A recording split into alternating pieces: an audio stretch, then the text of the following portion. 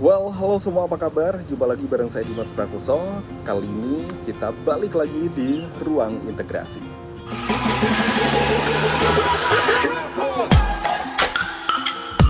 Kalau di edisi sebelumnya kita sudah banyak belajar atau banyak tahu tentang paspor ya. Nah, kali ini kita akan membahas tentang temennya paspor. Hal yang selalu berhubungan dengan paspor. Jadi kita kali ini akan membahas tentang visa. Apa sih visa? Nah, visa itu mungkin banyak di antara kita yang menganggapnya, oh visa yang ada di kartu kredit gitu ya. Bukan, jadi bukan visa yang itu ya. Visa di sini adalah uh, izin masuk seseorang ke dalam sebuah yurisdiksi suatu negara tertentu. Nah, di visa itu wajib dimiliki oleh seseorang ketika dia akan memasuki sebuah wilayah negara orang lain. Seperti apa visa itu? Ini dia. Ya, baik teman-teman, yang namanya visa itu ada banyak banget ragamnya. Masing-masing negara mereka memiliki kebijakan sendiri-sendiri tentang visa. Dan masing-masing negara mereka memiliki ragam dan varian visa yang berbeda-beda. Nah, kalau kita lihat Eropa ada yang namanya Schengen Visa atau visa Schengen.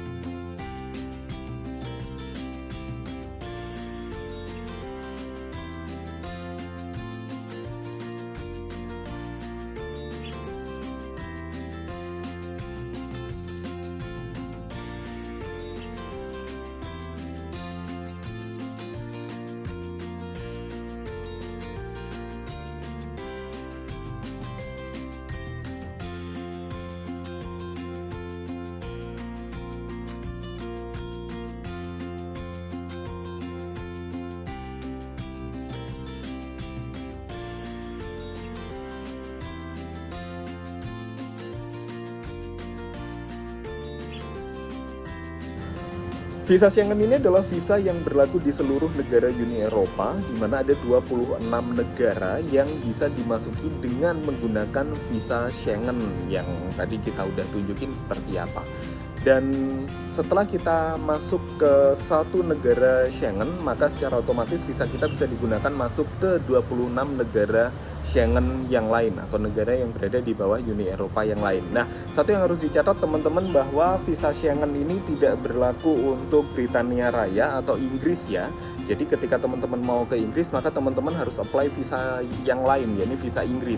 Nggak bisa teman-teman kemudian menggunakan visa Schengen. Tapi kalau misal teman-teman ada di Belanda, mau ke Jerman, mau ke Belgia, mau ke Paris, ataupun mau ke Wina, mau ke Swiss, itu teman-teman masih bisa menggunakan untuk Schengen visanya tadi. Bahkan ketika teman-teman mau ke Denmark, mau ke Norway, itu teman-teman juga bisa menggunakan visa Schengen-nya tadi.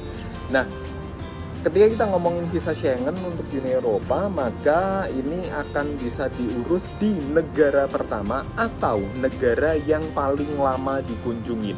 Jadi misal teman-teman melakukan kunjungan selama 14 hari, nah tinggal dilihat aja tuh di itinerary-nya itu teman-teman akan paling lama ada di negara mana, maka di negara itulah atau perwakilan negara tersebutlah teman-teman harus melakukan proses pengurusan visa Schengen. Dan di Indonesia mayoritas untuk visa Schengen diurusnya secara terpusat di Jakarta. Ada salah satu lembaga yang membantu pengurusan untuk visa Schengen, bukan membantu pengurusan, mohon maaf, tapi yang sengaja ditunjuk oleh kedutaan untuk proses visa Schengen. Walaupun ada juga beberapa embassy yang dia masih menerima pengurusan visa Schengen secara langsung.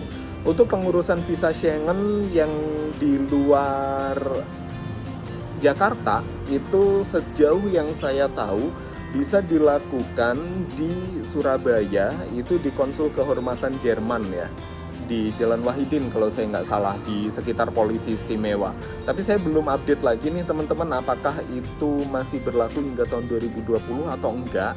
Mungkin teman-teman yang tahu bisa komentar di bawah ya. Nah, satu yang pasti nih teman-teman, ketika kita melakukan proses apply visa, maka kita harus pastikan semua dokumen kita sudah lengkap dan benar. Dan pada saat kita melakukan proses pendaftaran visa, biasanya memang akan ada dimintain dokumen-dokumen tambahan atau dokumen-dokumen pendukung. Itu semua fungsinya untuk mereka membutuhkan dokumen itu sebelum memutuskan apakah kita layak untuk mendapatkan visa dari negara mereka atau tidak gitu. Jadi memang proses pengurusan visa tuh panjang banget. Terus dari segi harga, nggak ada negara yang harganya visa satu sama lain itu sama. Ketika negara A kemudian negara B, maka harga visanya sama. Enggak, biasanya harga visa itu sangat tergantung pada jenis kunjungan yang kita lakukan, itu yang pertama. Yang kedua adalah aktivitas kita di sana, kemudian durasi kita berada di negara tersebut. Dan biasanya untuk pengurusan visa juga negara-negara tersebut meminta kita sudah memiliki kode booking penerbangan pergi pulang atau PP. Jadi ini untuk menunjukkan keseriusan kita bahwa kita memang ke sana tidak untuk menjadi imigran, tapi kita ke sana memang untuk berkunjung saja. Oke. Nah, semoga informasi tentang visa ini bisa ngasih gambaran ke teman-teman gimana sih pentingnya untuk punya izin tinggal ketika kita bukan punya izin tinggal tapi punya izin untuk masuk ke yurisdiksi suatu negara.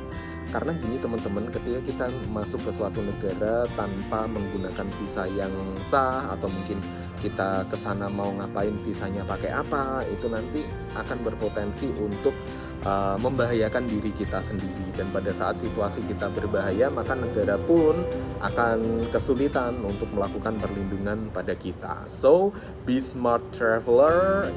Kalau teman-teman menjadi seorang traveler, maka gunakan visa turis. Ketika teman-teman bisnis, maka teman-teman bisa menggunakan bisnis. Nah, ketika teman-teman akan bekerja di suatu negara, make sure bahwa visa teman-teman adalah visa bekerja. Dan pastikan bahwa visa itu sudah didapat, dan jangan percaya sama pihak manapun yang dia bilang bahwa nggak apa-apa kok pakai visa turis aja bekerja gitu. Karena itu nanti cilaka 12 gitu nanti kalau misalkan ketahuan atau apa, dan nanti hidup teman-teman juga nggak akan tenang. Jadi lebih baik ikuti aturan yang berlaku agar sama-sama aman. Thank you, thanks for watching. Semoga sharing saya pada kesempatan kali ini bisa ngasih inspirasi ke teman-teman. See you on the next video dan sampai jumpa.